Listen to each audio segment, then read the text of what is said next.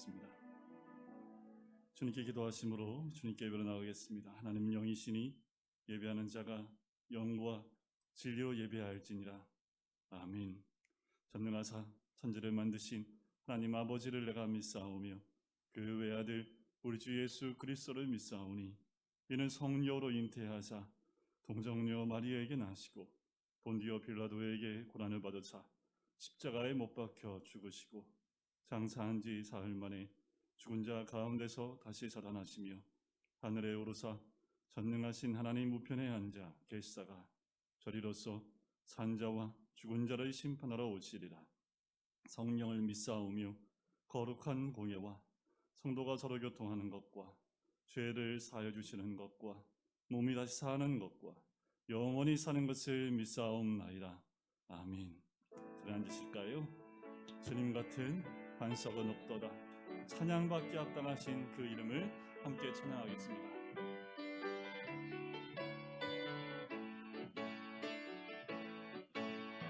주님 같은 반석은 없도다.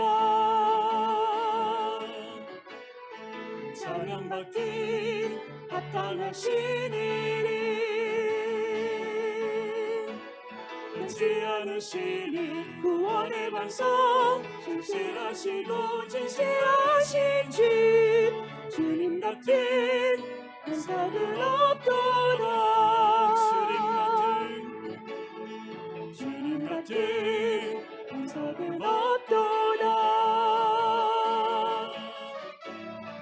찬양받기 합당하신 이름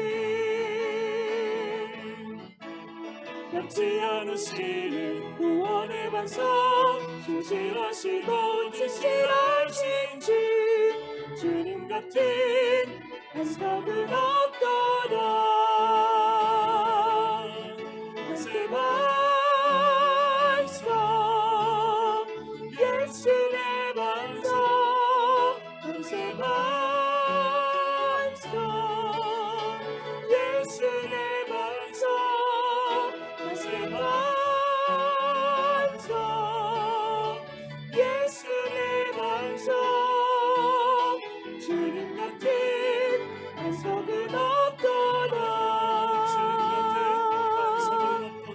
주님 같은 반석은 없도다. 찬양받기 합당하신 이름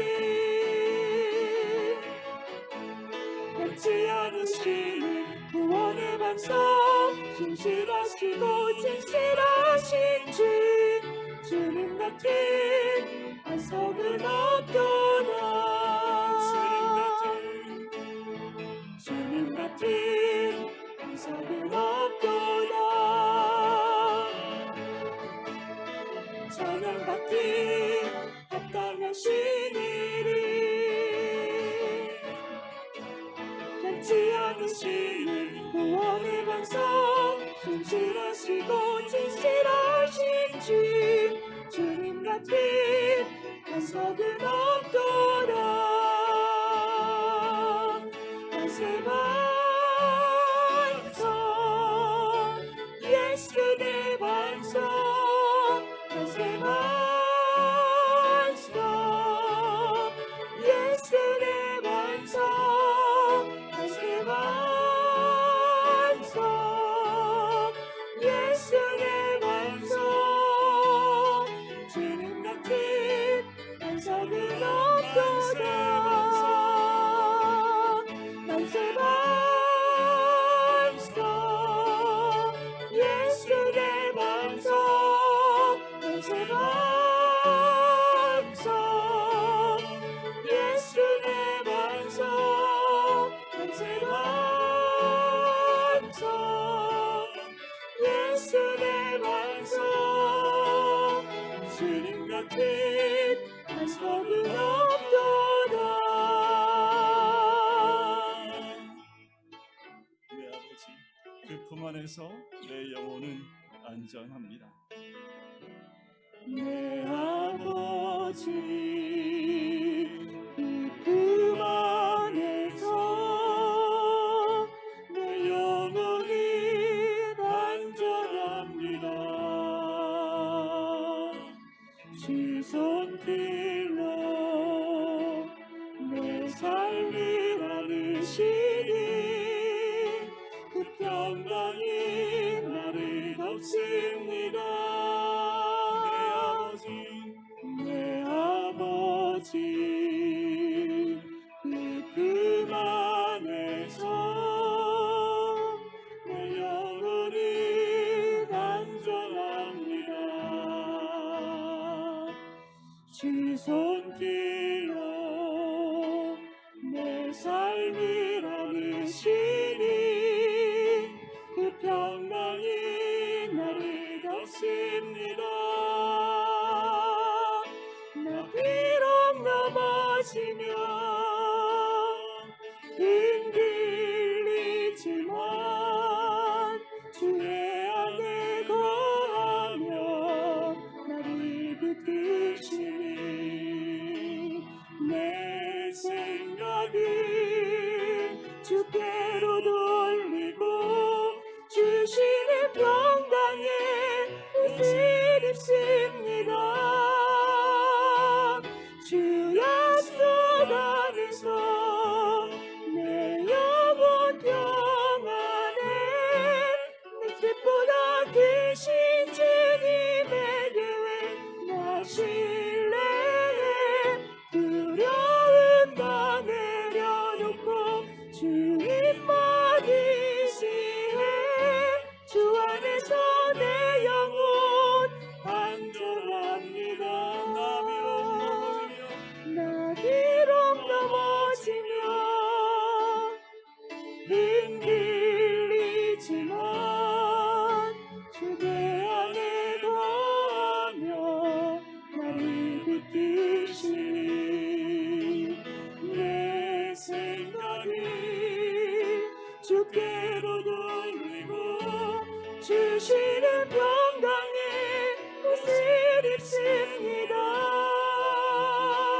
주 약속 안에서 내 영혼 평안해 내 뜻보다 크신 주님의 계획 나 신뢰해 두려움 다 내려놓고 주님만 의지해 주 안에서 내 영혼 안전합니다.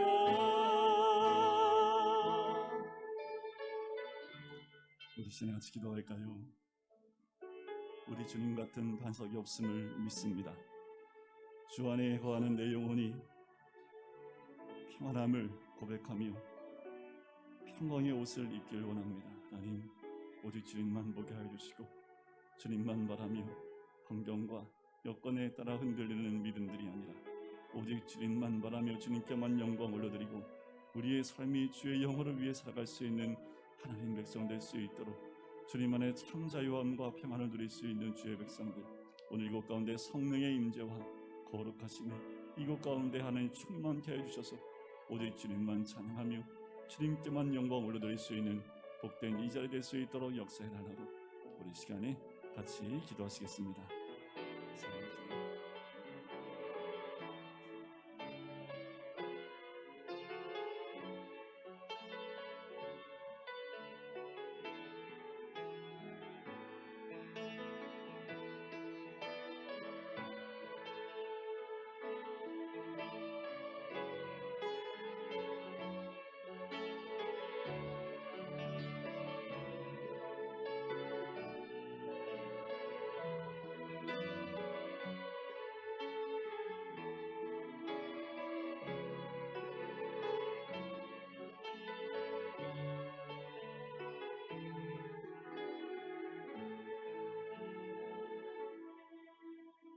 사랑해 주님, 하나님의 크신 내 가운데 주님께 나와 예배할 수 있게 인도하심을 감사합니다.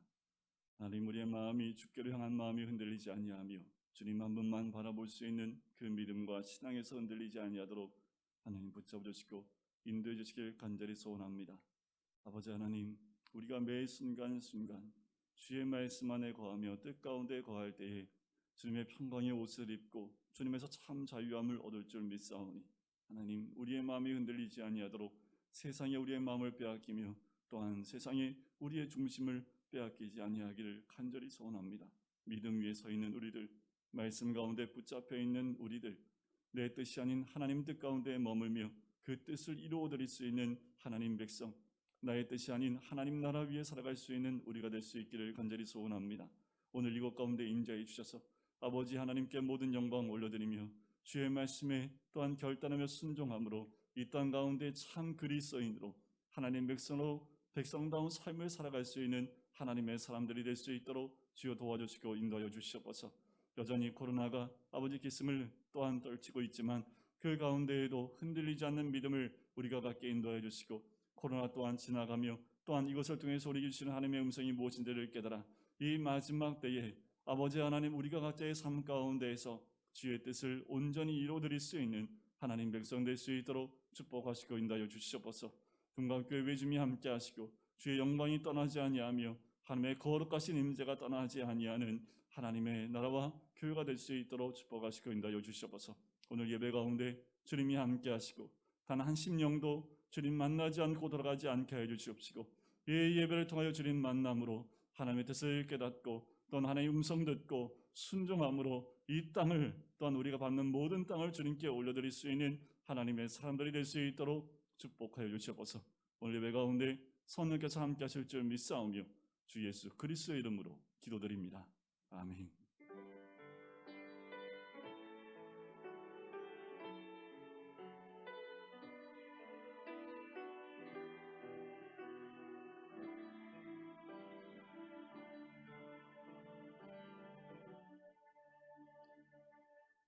네, 주 일부 예배에 나오신 우리 성도님들의 주의 이름으로 축복하고 사랑 원영합니다. 서로 한번 인사하실까요?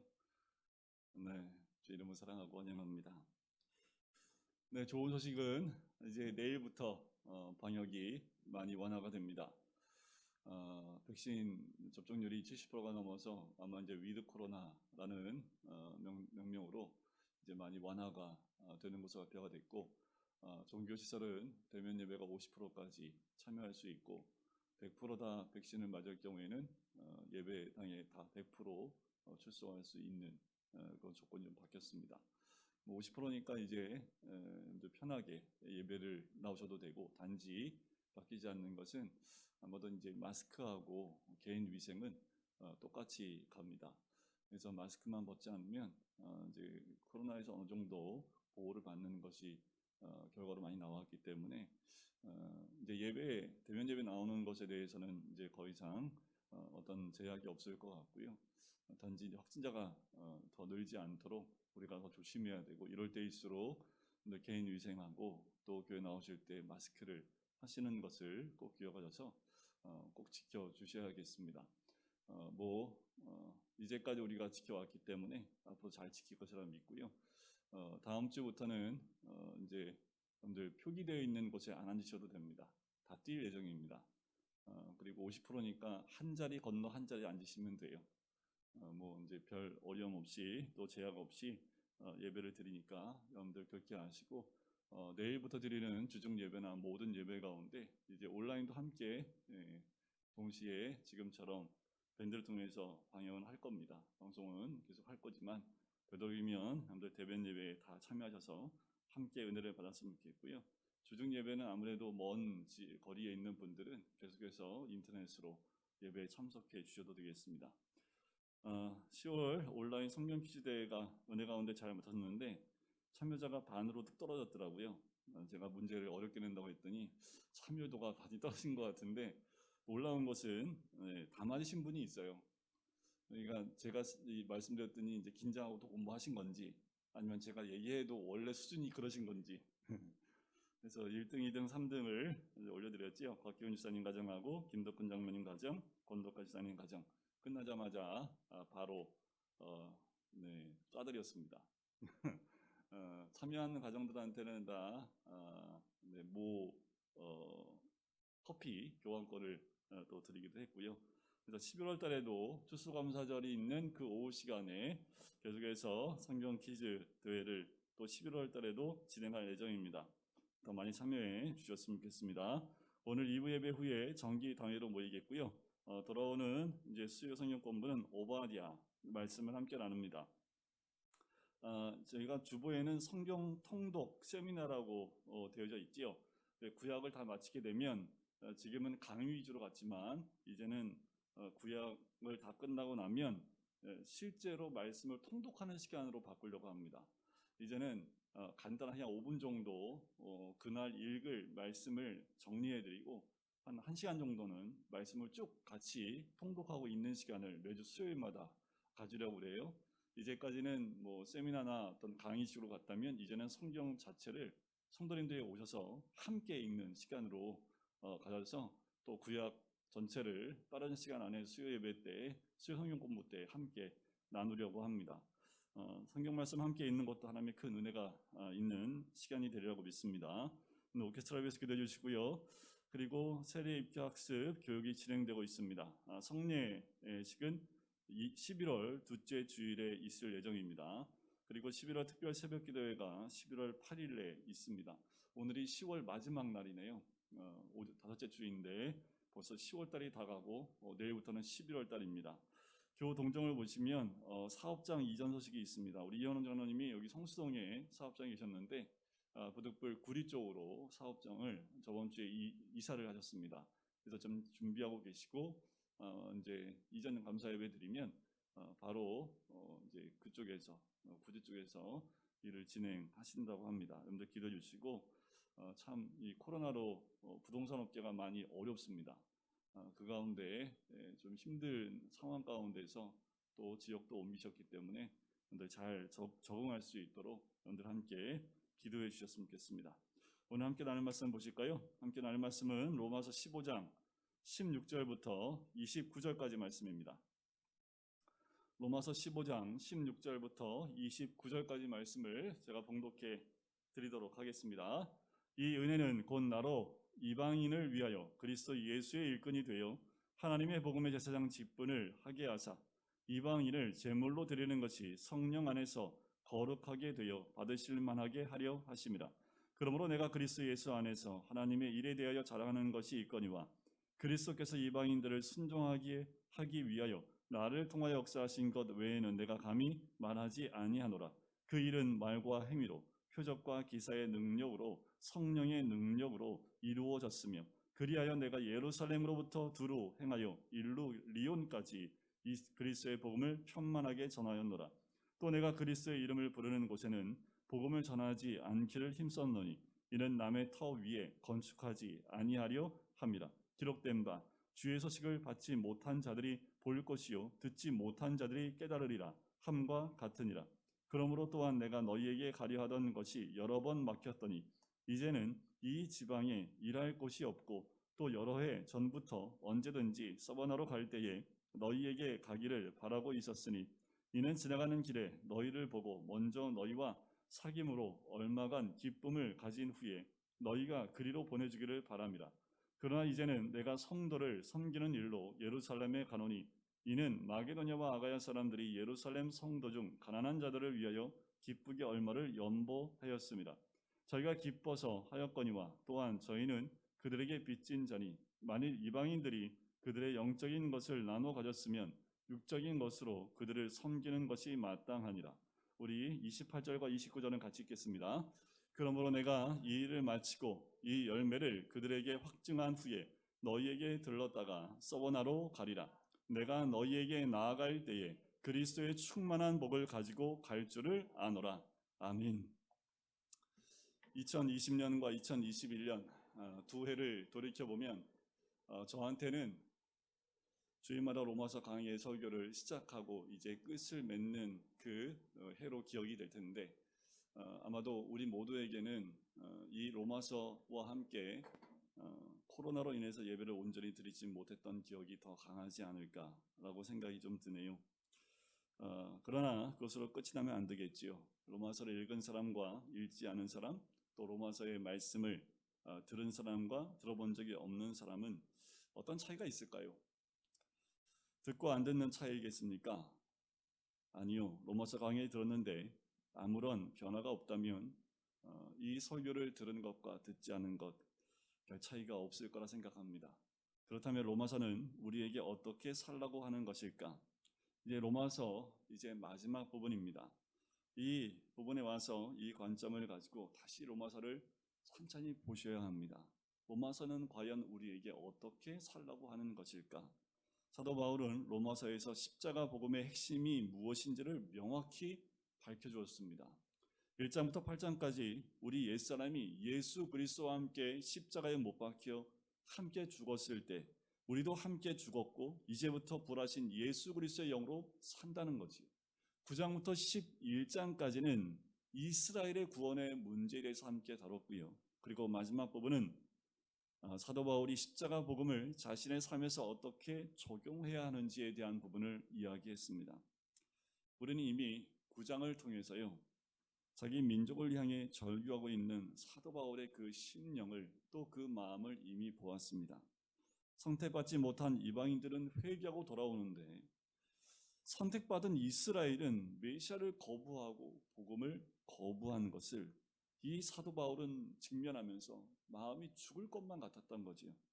사도 바울의 고통은 사랑하는 자기 민족이 아무리 복음을 전해도 받아들이지 않는 거예요. 그래서 결국 그는 이방인을 위한 사도로 그 사역을 감당할 수밖에 없었습니다. 사도 바울의 꿈, 비전은 자기 민족 구원에 있었습니다. 그런데 하나님의 생각하고 사도 바울의 생각이 달라요. 하나님 생각과 우리의 생각이 같은 것이 그게 복입니다. 사도 바울이 하나님 생각과 다른, 이제 하나님은 사도 바울에게 이방인을 위해 살라라고 명령을 한 거지요. 여러분, 은혜란 내가 원하는 삶을 살지 않고요, 하나님이 원하시는 삶을 사는 것이 바로 은혜인 줄 믿습니다. 16절에 그 부분을 이야기하지요. 이 은혜는 하면서 바로 그 은혜가 이방인을 위해서 예수의 일꾼이 되고 복음의 제사장 직분을 하게 하는 것이다 라고 사도 바울이 고백하고 있는 겁니다. 사도 바울은 자기 민족을 구원하는 데 일생을 바치기를 간절히 소원했던 사람입니다. 그러나 하나님의 생각은 이방인을 위해서 순교하기까지 바울의 생애를 바치기를 원하고 계셨던 거지요. 바로 16절에서 사도 바울은 이스라엘을 구원하고 싶은 것이 자신의 마음이지만 이방인을 위하여 그리스도 예수의 일꾼이 되는 것이 은혜입니다 라고 고백하고 있다라는 거예요. 우리도 모두 자기 뜻을 이루는 자가 아니라 하나님의 뜻을 이루는 자가 되시기를 주의 이름으로 간절히 축원드립니다. 사도 바울은 이방인을 위하여 부름받은 그리스도의 일꾼이며 하나님의 복음의 제사장이라는 두 가지로 표현을 하고 있습니다. 여러분, 자신을 이렇게 설명할 수 있다는 것이 얼마나 큰 축복인지 모릅니다. 많은 사람들의 고민은요, 자신에 대해서 설명하지 못한다는 데 있습니다. 설명할 수 있다 해도 좀 부족하고 불확실합니다. 확실하지가 않아요. 여러분들 뭐라고 우리 자신을 설명할 수 있겠습니까? 우리도 예수를 믿는 사람들입니다. 만일 제가 당신은 예수 그리스도의 일꾼입니까? 라고 질문을 한다면 예라고 대답하실 분도 있겠지만 예라고 대답하지 못하는 분들도 계실 겁니다. 당신은 복음의 제사장입니까? 예수 그리스도의 복음의 일꾼입니까? 당신이 어떤 직업을 가졌든지 교회에서 어떤 직분을 가졌든지 그것은 중요하지 않아요. 예수를 믿는 사람이라면 가정에서 일하든 직장에서 일하든 한국에서 살든 동남아시아에서 살든 나는 그리스도의 일꾼입니다 라고 말할 수 있어야 한다는 거죠. 이 말을 할 수 없기 때문에 우리의 인생이 희미하고 불안한 거예요. 우리가 삶이 분명하지 않고 환경에 따라 움직이는 것은 이 말을 아직 할 수 없기 때문입니다. 당신은 예수 그리스도의 일꾼이냐고 물을 때 우리는 저마다 아니요, 저는 지금 직장에서 이런 직분을 갖고 있습니다. 저는 교회에서 이런 직분을 가지고 있는데요. 저는 국회의원인데요. 저는 무슨 일을 하고 있습니다. 라고 말할 수 있을지 모르겠습니다. 근데 그게 중요하지 않아요. 내가 어느 직장을 다니고 어느 위치에 있든 국회의원이든 아니면 하루하루 살아가는 노동자이든 간에 예수를 믿는다면 예수 그리스도의 일꾼인가가 중요합니다. 바울은 나는 예수 그리스도의 일꾼이다 라고 대답을 해요. 여기서 더욱 중요한 것은 누구를 위한 일꾼이에요? 이방인을 위한 일꾼이라고 자기가 헌신할 대상을 분명히 한 거예요. 여기에 우리 인생에 정확한 답이 있습니다. 이 답이 있을 때 우리의 삶의 방향은 흔들리지 않아요. 예를 들면 과거에는, 지금도 이런 경우가 있겠지요. 어떤 자매가 결혼을 해서 시집을 갔는데 그 집이 정통 불교 집안, 3, 4대를 이어오는 불교 집안에 시집을 갔어요. 사랑 때문에 갔는데 결국 현실은 불교 집안이어서 제사를 지내야 되고 또 예수님을 제대로 믿을 수 없는 환경이지요. 그런데 시집간 그 며느리가 마음 가운데 나는 이 집에 보내진 선교사다라고 생각을 하고요. 내가 2, 30년만 버티면 이 가정이 주께로 돌아올 것이다 라는 믿음을 가지고 그 가정에서 헌신하며 또한 그 가정 생활하고 있다면 바로 그분은 그리스도의 일꾼이 되는 거지.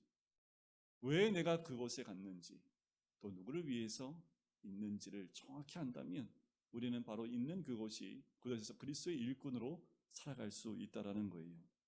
우리가 직장 생활할 때도 마찬가지입니다. 하나님이 이 직장에 보내주셨다라는 생각, 월급이 중요하지 않다라는 거지요. 나는 월급 때문에 이곳에 온 사람이 아니기 때문이다라는 거예요. 이렇게 말할 수 있다면 이 회사에 보내신 이 사람은 분명히 하나님의 일꾼이요 또 제사장인 줄 믿습니다. 사도 바울은 이 생각이 분명했어요. 그는 생애를 이스라엘의 구원을 위해 쓰고 싶은 생각이 있었습니다. 하지만 사도 바울은 그 인생을 이스라엘 구원을 위해서 쓰지 못하고 있는 거지. 로마서 곳곳에 이런 사도 바울의 마음이 나와 있습니다. 자기 사랑하는 동족을 두고 이방인에 가서 복음을 전해야 되는 사도 바울의 그 중심이 잘 드러나 있다라는 거지요. 그렇지만 사도 바울은 자신과 같은 사람을 사용해서라도 이방인을 구원하려고 하시는 하나님 아버지의 심정을 알고 있었어요.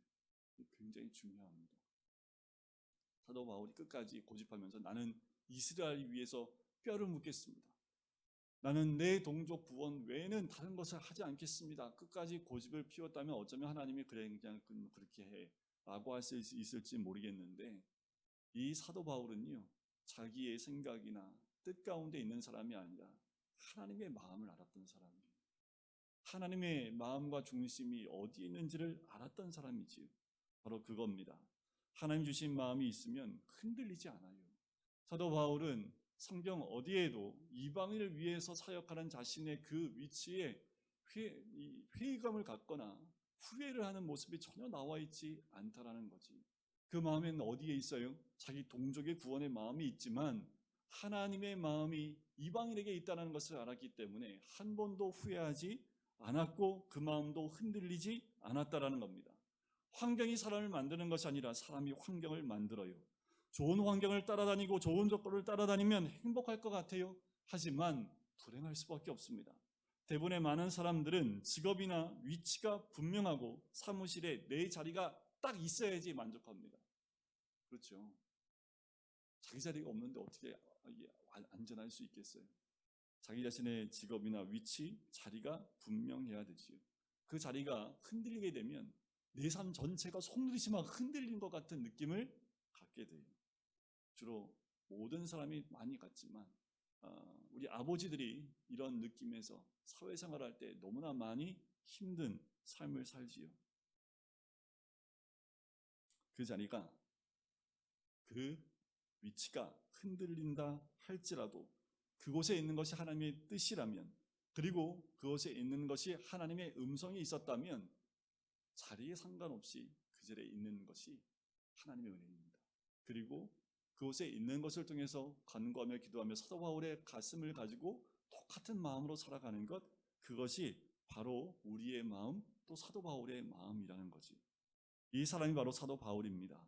그는 자기를 가리켰어요. 나는 이방인을 위하여 하나님이 특별하게 세워주신 그리스도의 일꾼이요 하나님 복음의 제사장이라 말하는 거지. 우리에게 이런 믿음이 생기기를 바랍니다. 나는 이 일을 꼭 해야 한다. 내 생명 끝날 때까지 이 일만은 굶더라도 죽더라도 하나님이 맡기신 일이기 때문에 이 일을 하겠다. 이런 마음을 갖는 사람은 어떤 경우에도요 절대로 흔들리지 않습니다. 예수님을 믿는 우리는 이제는 전 세계 대제사장입니다. 복음의 제사장이란 이 말은 복음으로 하나님의 평화를 만드는 사람이란 뜻이에요. 어떠한 형편에도 생명을 낳는 사람들입니다. 사도 바울의 목표가 무엇입니까? 16절에 다시 보면 나오지요. 그 목표는 이방인을 제물로 드리는 것이 성령 안에서 거룩하게 되어 받으실 만하게 하는 것이라는 거예요. 제사장은 제물을 가지고 하나님께 나가는 사람들입니다. 제물을 가지고 나가지 않는 제사장은 마치 전쟁터에 총알을 가지고 가지 않는 사람, 그리고 무기를 가지고 가지 않는 군인하고 별반 다르지 않아요. 그런데 그 제물이 뭡니까? 바로 이방인이라고 합니다. 믿는 우리가 안 믿는 사람을 제물로 주님께 드려야 된다는 얘기지요. 사도 바울의 꿈은 자기 사랑하는 동족 이스라엘의 구원이 아니라 하나님이 사랑하는 이방인들에게 가서 복음을 전하고 그들을 제물로 삼는 것입니다. 다시 말하면 이방인들에게서 선교사가 나오고 목사가 나와서 이방인들로 하여금 구원의 축제가 이루어지는 제물로까지 바치도록 하는 것이 바울의 꿈이었습니다. 그래서 그에게는 소위 자존심이 있었어요. 그 자존심이 무엇인지 17절과 18절에 나와요. 자랑하는 것이 있다고 얘기하지요. 바로 17절에 보면 내가 그리스도 예수 안에서 하나님의 일에 대하여 자랑하는 것이 있습니다. 그런데 18절에 보니까 내가 감히 말하지 않겠대요. 뭐를? 자, 그리스도께서 이방인들을 순종하게 하기 위하여 나를 통하여 역사하신 것, 그것 외에는 아무것도 얘기하지 않겠다라는 거예요. 내가 자랑할 것은 나를 통하여 역사하신 하나님의 손길만 이야기하겠다라는 겁니다. 그것이 19절 앞부분에 나옵니다. 성령의 능력으로 이루어진 그것만 이야기하겠다고 얘기하지. 사도 바울은 성령의 능력으로 이루어졌기 때문에 다른 것 말하지 않겠다라는 거예요. 절제하겠다는 겁니다. 말할 줄 몰라서 하지 않는 건 아닙니다. 입을 닫겠다라는 거지요. 남에 대해서 어떤 문제를 이야기하기 이전에 그것을 하지 않기로 결정하고 다른 무엇보다 오직 이방인을 위하여 나를 부르신 그것만 생각하고 이야기하겠다라는 거예요.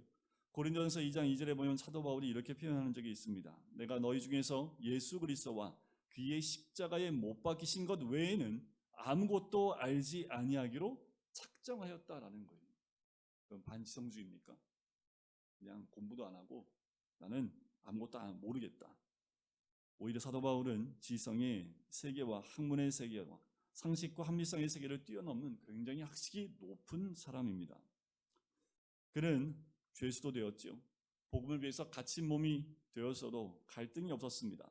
감옥에 들어가서 정말 매를 맞아 죽을 뻔했어도 그 가운데 찬송을 불렀던 사람입니다. 바로 예수 그리스도의 복음 때문이지요. 사도 바울은 지성을 뛰어넘었습니다. 그의 의식이 뚜렷한 사람이었고요. 모든 것을 포기하겠다고 말하고 있어요. 어떻게 보면 외골수 같아요.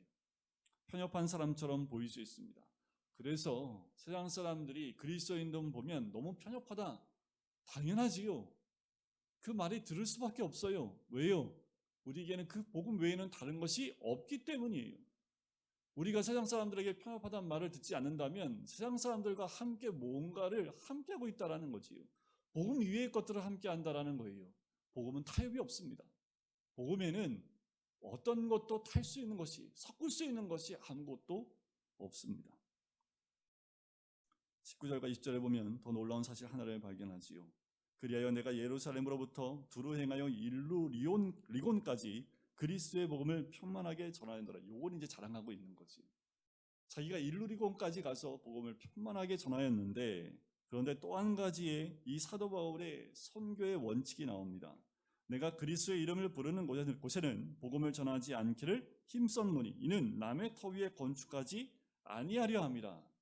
자, 일루리곤은요 지금의 유고슬라비아 지역입니다. 당시에 끝이라고도 생각했던 곳이 바로 이곳이에요. 그래서 사도 바울이 갔던 곳이 바로 일루리곤이라는 곳까지 간 거지요. 바울은 성령의 능력으로 예루살렘으로부터 일루리곤까지 그리스도의 복음을 편만하게 했다라고 이야기를 해요. 여러분들, 사도 바울의 인생은요 사도행전 1장 8절 그 안에 다 기록되어져 있습니다.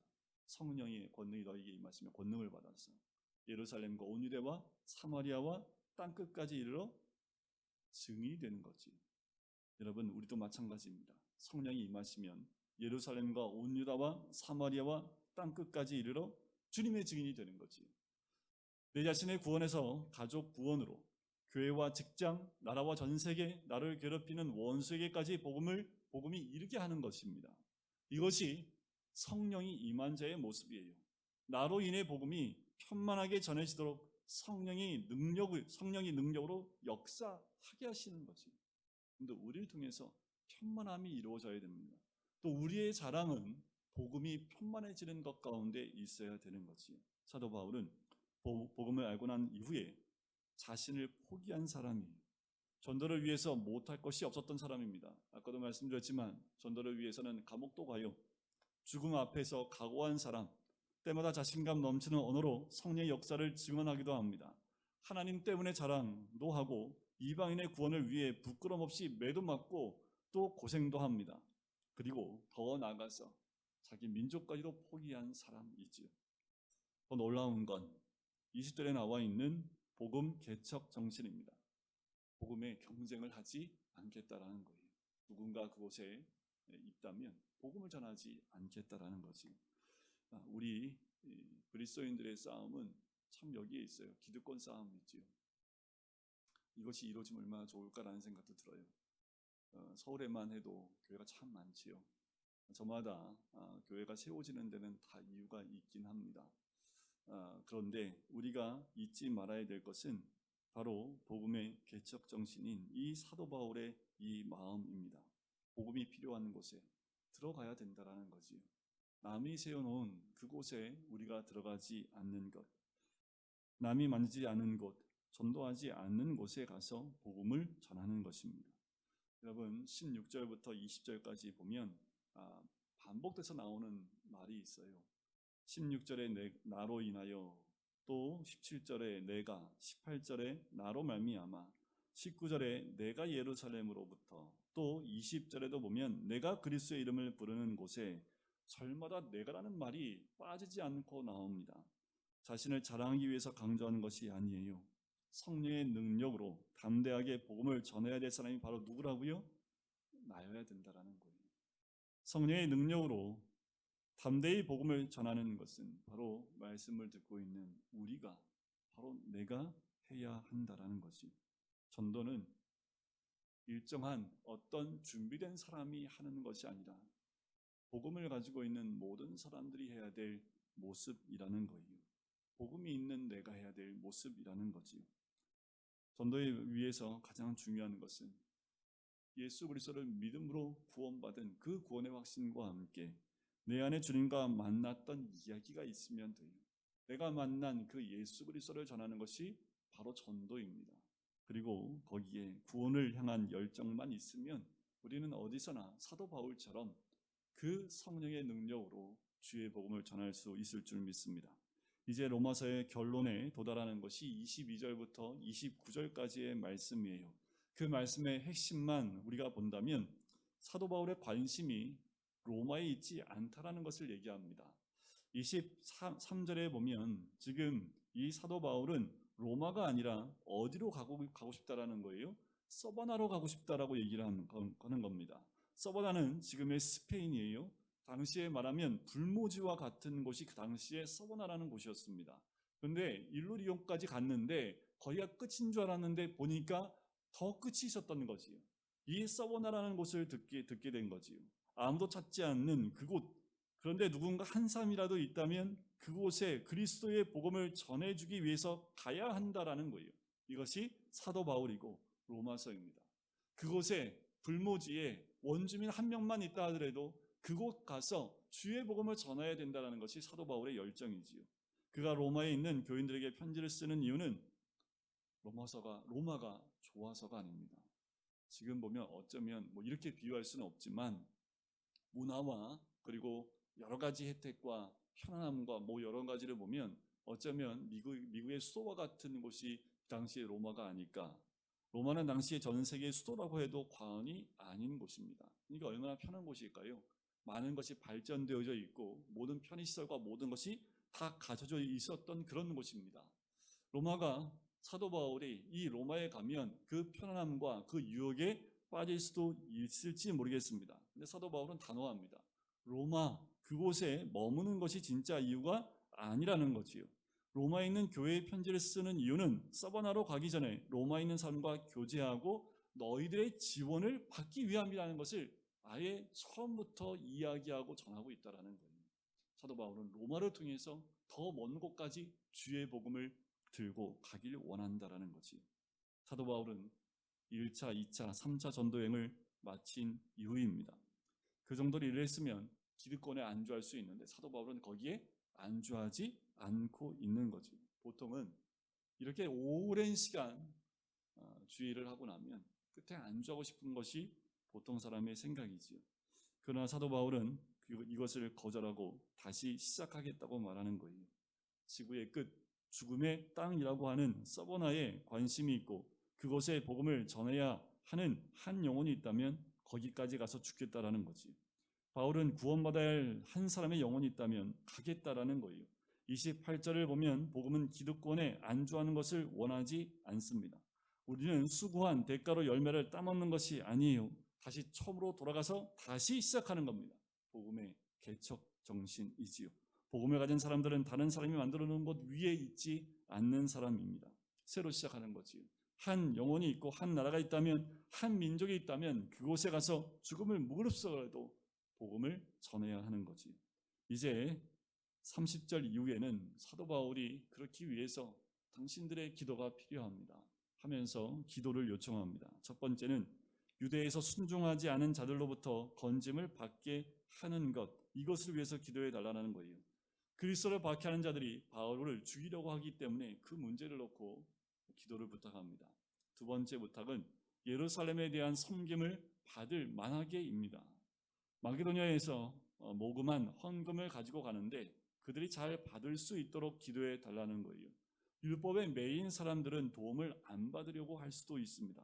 헌금을 할 때도 기도가 필요하지만 헌금을 쓰는 일에도 또 더욱 기도하고 깨어 있어야 하는 거지. 마지막 세 번째는 바울은 로마 성도들과 함께 편히 쉬기를 원했습니다.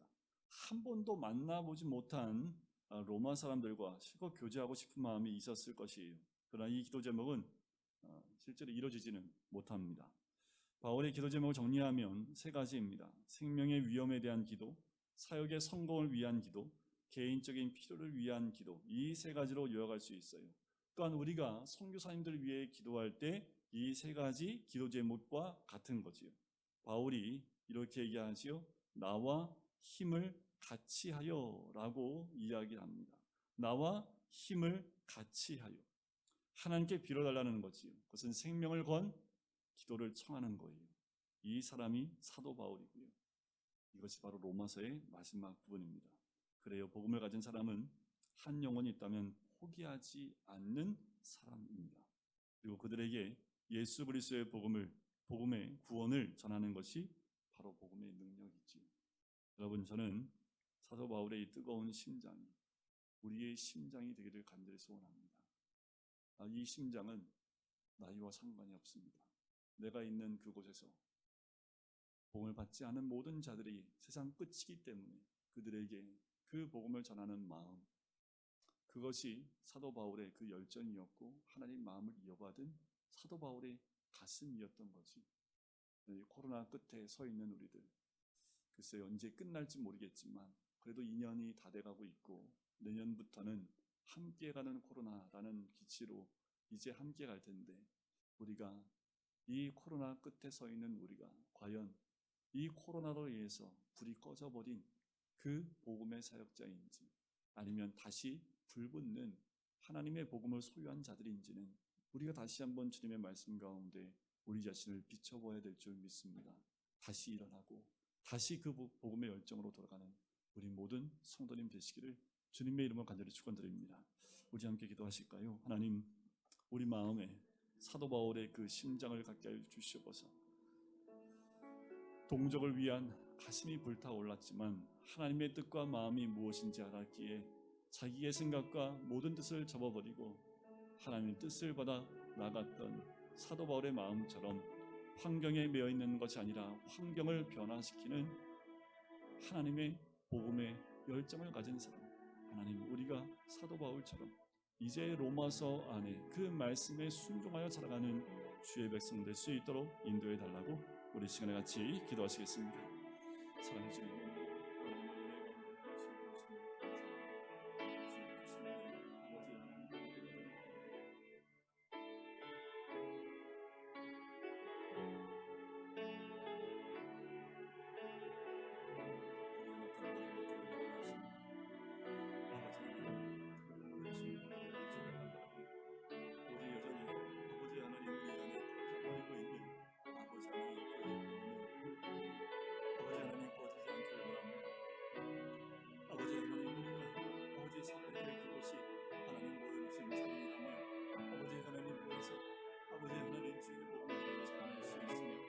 그리스도의 믿고 살아낼 수 있는 하나님의 사람, 아버지 복음의 주장 직분을 감당할 수 있는 하나님의 사람이 될 수 있도록 아버지 하나님 도와주시기 바라옵소서.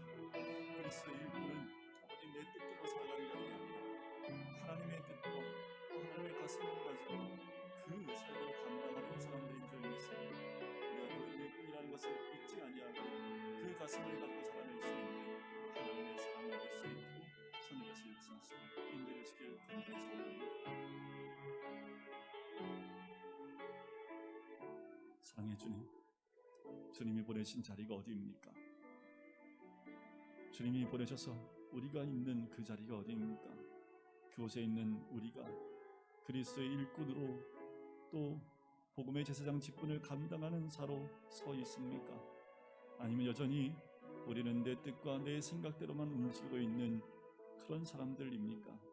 바라고라는 것은 주님의 뜻과 또한 주님의 그 마음을 받고 주님이 보내신 자리라면 세상적인 것보다 주님의 가슴을 가지고 주의 복음을 가지고 재물을 주님께 올려드릴 수 있는 제사장 직분을 감당한 주의 사람들이 되길 간절히 소원합니다. 가는 곳마다 나로 인하여 사람들이 변화되어지는 열매를 바라볼 수 있는 우리를 어느 곳에 있든지 하나님의 가슴을 가지고 살아낼 수 있는 주의 사람들이 될 수 있도록 축복하여 주시옵소서. 감사드리며 예수 그리스도의 이름으로 기도드립니다. 아멘. 우리 진정한 예배가 숨쉬는 교회에 우리 함께 찬양드리면서 우리 결단하고 또 예물을 드리도록 하겠습니다.